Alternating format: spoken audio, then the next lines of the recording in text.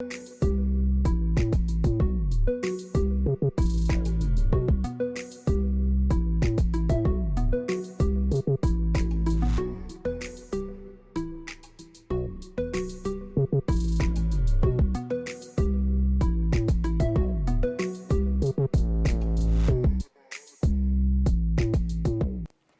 Wednesday, March 6. Here's what's making the news.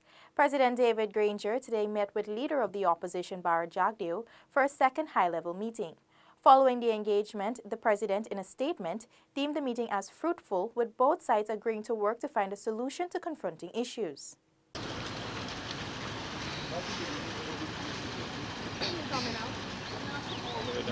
The meeting, which was scheduled to begin at 11 a.m. at the Ministry of the Presidency, began sometime after 11.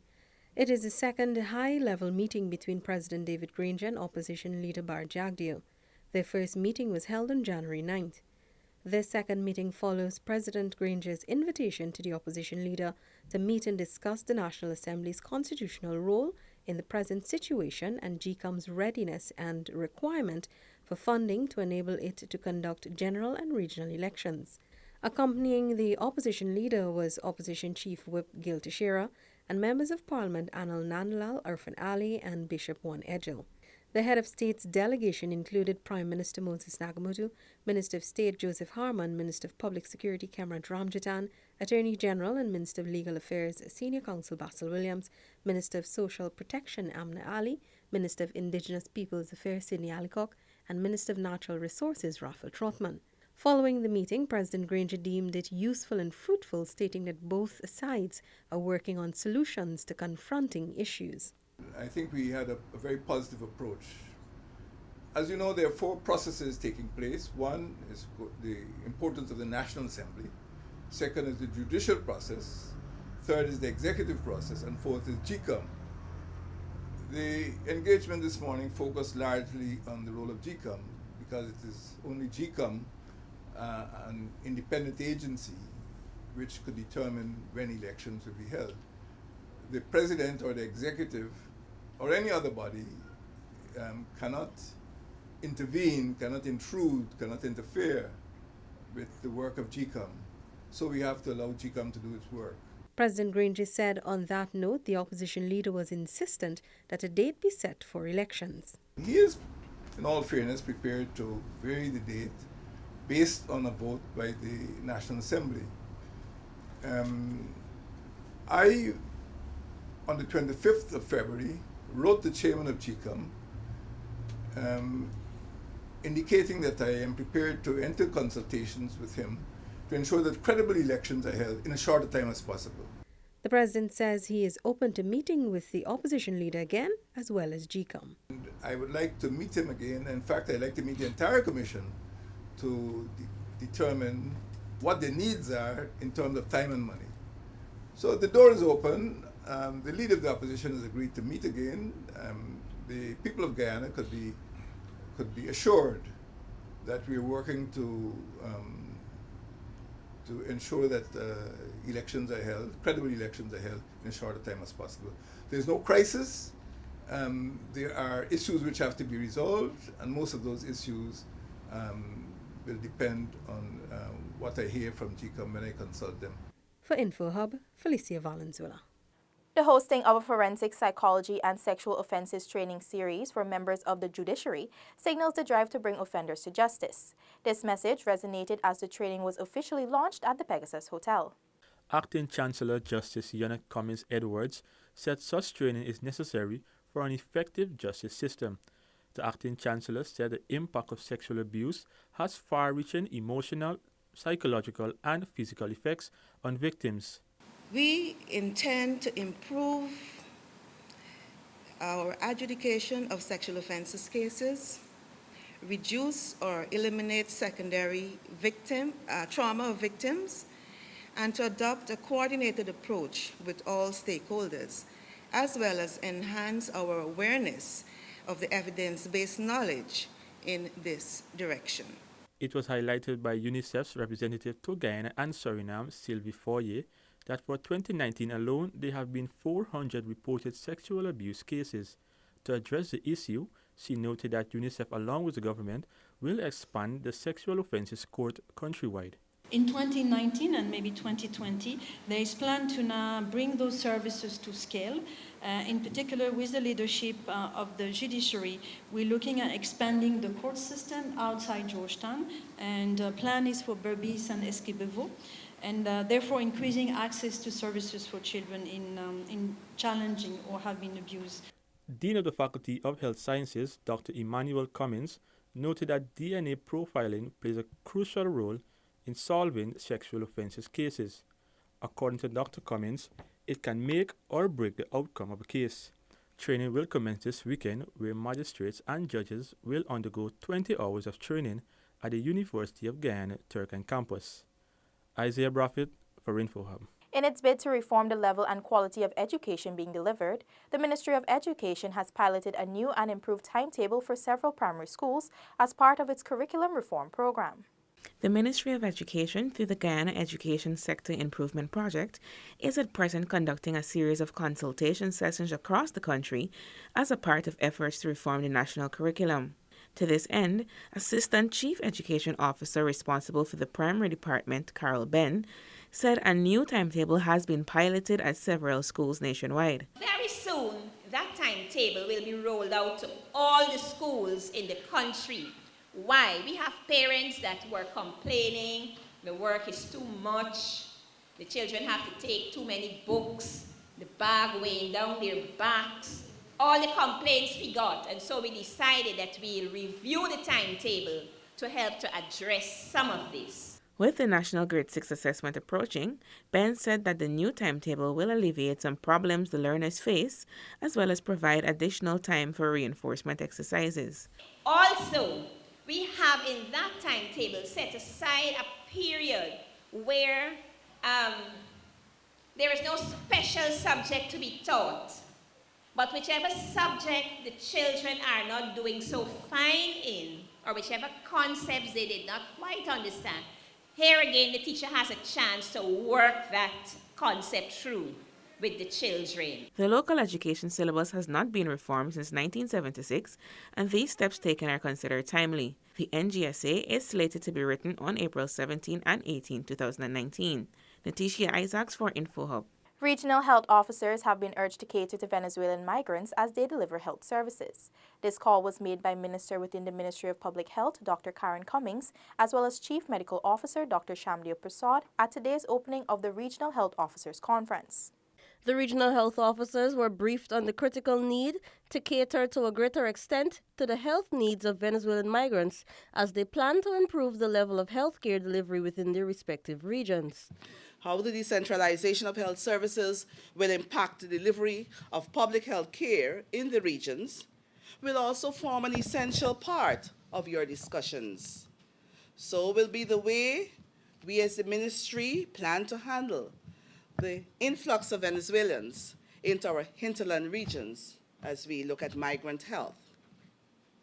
As you go through your deliberations over the next few days, I urge you that you let your focus be on significantly improving on all counts the quality of public health care we provide. Chief Medical Officer Dr. Shamdeo Prasad highlighted that since the presence of Venezuelan migrants at our borders, there has been an increase in the diagnosis of vector-borne diseases. Vaccine-preventable diseases, he said, have also been under watch of the Ministry of Public Health. We have been focused since last year, and with PAHO assistance again, PWR, to look at the vaccine-preventable diseases, because in most crisis situations, those diseases plummet to the top of the agenda, and they can be the ones that could really challenge a healthcare system. The vector-borne diseases have increased.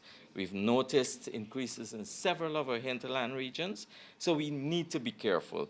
Persons are not only acquiring vector-borne diseases, including malaria, but also coming in with strains that might even be resistant to some of the drugs that we're using. Minister Cummings and Dr. Prasad both called on the RHOs to treat the influx of Venezuelans to Guyana as a national issue and not just as one affecting only bordering communities.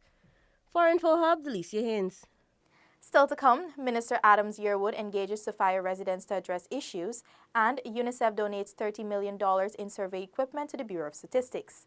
Details of these and more when we return.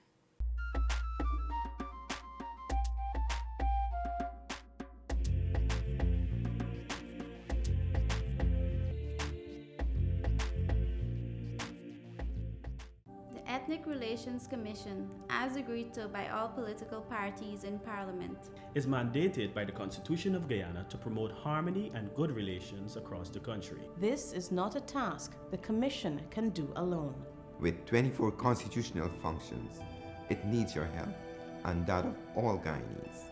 To do all we can to shed prejudice and continue to build tolerance, so as to eliminate racial strife and racial discrimination from our society. Our country needs all of us to do his or her part, so that unity can flourish and hatred and divisiveness banished. The ERC invites you to join in its efforts as we work together to promote harmony. Many cultures, one country. Join the efforts of the ERC in promoting harmony and good relations across Guyana. Welcome back. Minister within the Ministry of Communities, Valerie Adams Yearwood, on Tuesday engaged residents of Seafield Sophia to address several problems they are facing. The minister was accompanied by a team from the Central Housing and Planning Authority, CHNPA, along with several community leaders, and urged them to continue their active community involvement to ensure a better life for all the residents. I felt that it's important that I come here with a team from CHNPA to hear more from you, because sitting in the office, we can't know what's happening on the ground. The minister told the gathering that such an engagement is essential, as persons within the community have many applicable solutions and recommendations for the problems facing the community. We're working within our means and trying our best to bring solutions to you and to bring a better life to you as a government. The CHNPA team also assisted scores of persons who had problems with housing and land-related documentation.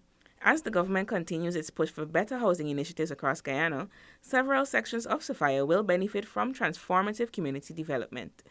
Natisha Isaacs for InfoHub. The Bureau of Statistics today received survey supplies worth some $30 million from the United Nations International Children's Emergency Fund to commence the country's latest round of the Multi-Indicator Cluster Survey in April. This was highlighted on Wednesday by UNICEF's country representative to Guyana and Suriname, Sylvie Foyer, during the official handing over ceremony held at the Bureau of Statistics boardroom. Foyer explained that this program aims to collect information on the situation of children and women as evidence for nationwide decision-making. This, she noted, includes the use of new modules whilst going paperless. Guyana is ahead of the curve in the region. We already have only done one in Suriname and I think one Costa Rica, but they didn't use the full module. So Guyana is top 3 in the region to embark on this type of survey and using the new methodology and, like I said, with going digital. According to Foyer, capacity building exercises will commence this month end for 3 weeks and 21 teams will be launched across the country. Deputy Chief Statistician Ian Manifold thanked UNICEF for the necessary tools, noting that going digital will speed up the institution's progress. We like our public to understand that the collection of the mixed data is very beneficial for the development of Guyana. It's going to speak to how we develop policies and how we push our development. So I would really like the general public to continue providing the type of cooperation that they have given us over the years. This type of international survey is conducted every 5 years and is aligned with the Sustainable Development Goals, SDGs. For InfoHub, Stacey Carmichael.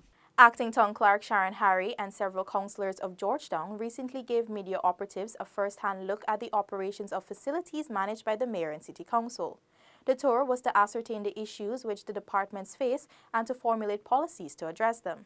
The areas visited were the Princess Street Mechanical Compound, the Stone Depot, the South Road Daycare Center, with the Industrial Site Daycare Center, The East Romville Daycare Center, Kitty and Lillian Pumps, Lurpentier Cemetery, and all the sluices managed by the council. Chief Environmental Health Officer Carl Day said his department conducts monthly visits on lodging houses, salons, and barbershops.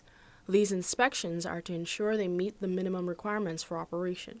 Medical Health Officer Dr. Susan Reynolds at the Food Hygiene Department said it is mandatory that persons handling food must possess a Food Handler's Certificate, FHC, which should be renewed annually at a cost of $5,000.